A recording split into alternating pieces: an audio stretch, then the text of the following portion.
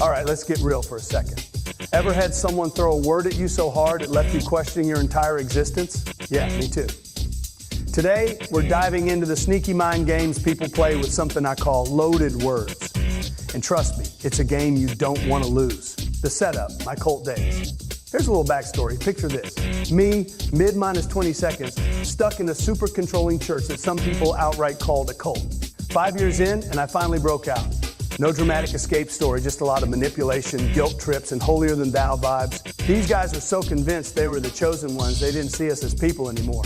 Just gears in their holy machine. And the best part, they had this one killer phrase to keep us all in line. Ready for it? Spiritual pornography. Yeah, let that sink in. The loaded word game. All right, let's unpack this whole spiritual pornography thing. It's what's called a loaded word, basically. A word that hits you in the gut and scrambles your brain all at once. On one hand, you want to be spiritual, right? Who doesn't want to be seen as a good person? But then they throw in the word pornography, and suddenly it's like a full-on assault on your self-respect. Nobody wants to be associated with that. So what do? You shut up. You stop asking questions. You fall in line.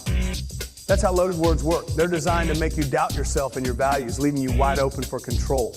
How they get inside your head. Here's the genius and the evil behind loaded words. They attack your identity on 3 levels: emotional, intellectual, and moral. First, they mess with your emotions. Words like spiritual pornography or white supremacy are crafted to hit where it hurts. They make you feel dirty, guilty, or just plain wrong. Then they hit your intellect because now you're questioning everything. And finally, they go for the kill shot, your morals.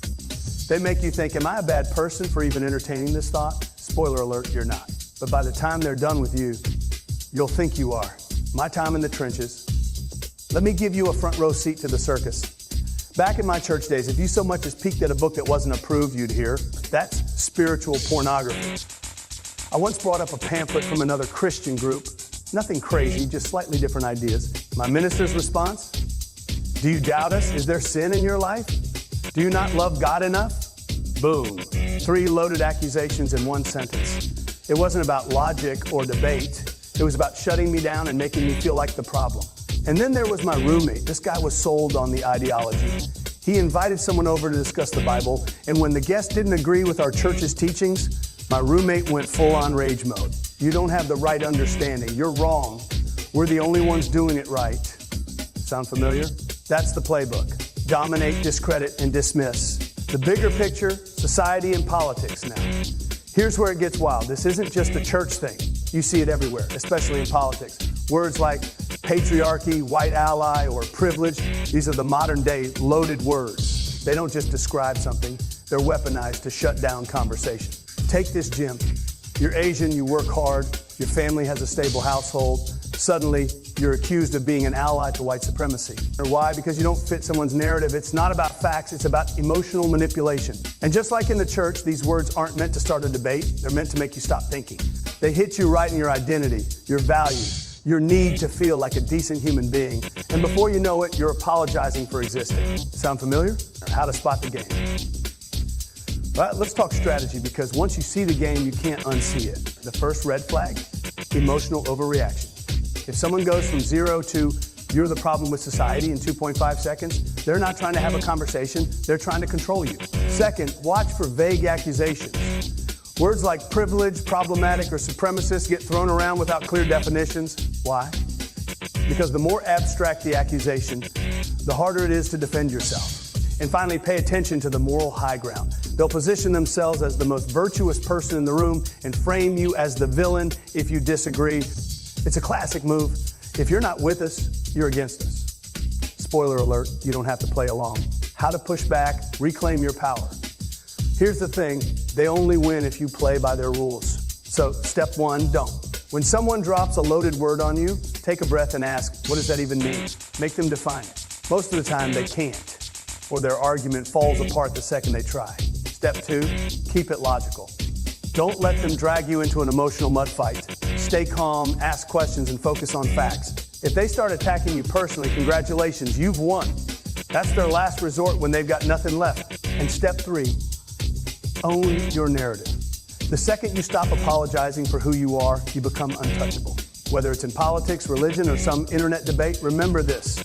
You're allowed to disagree, and you're allowed to walk away. Don't give them free rent in your head. Reflecting on growth, lessons from the battle. Looking back, I've realized something powerful. Escaping that cult wasn't just about leaving a physical place. It was about reclaiming my mind. The same tactics that kept me in line there show up everywhere. Religion, politics, even day-to-day interactions. But here's the kicker. Once you see the pattern, you stop being a victim. In martial arts, we have a saying, the fight is won in your mind before it's won in the ring. And life's no different. When someone tries to control you with guilt, fear, or loaded words, it's not about them. It's about how you respond. Stand your ground, trust your instincts, and remember, their narrative doesn't define you. Conclusion, your mind, your rules. Here's the deal. Loaded words and manipulative tactics aren't going anywhere. They're part of the human playbook. From cult leaders to politicians to the random guy in your comment section. But the good news, you don't have to fall for it. Start asking questions. Stay calm. Own your truth. The minute you stop letting other people define you, their power vanishes. So, next time someone tries to pull you into their little mind game, just smile, nod, and keep living your life. Because at the end of the day, you're the one in control, not them. And hey, if this hit home, drop a comment. Let's keep this conversation going, because the more we expose the game, the less power it has. Stay sharp, stay free, and I'll catch you in the next one.